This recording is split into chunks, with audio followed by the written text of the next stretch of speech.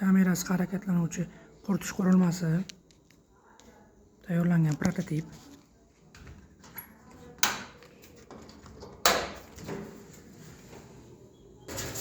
Demak, mahsulot joylashtirish uchun mana patnislar.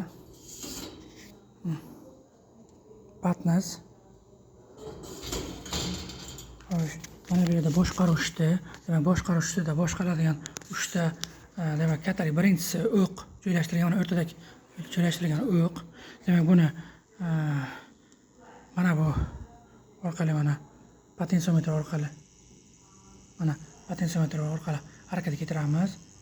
Undan keyin shamolning tezligini mana bu orqali shamol tezligini maksimal, minimal tushirishimiz mumkin. Oldagi knopka esa shunchaki shamolni o'chirish va yopish.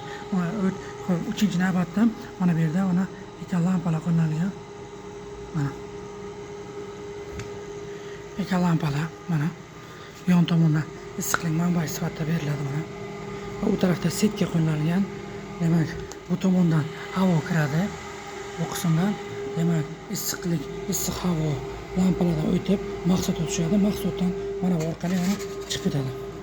Chiqish patrovkasi orqali mana chiqib o'tib ketadi. Mana.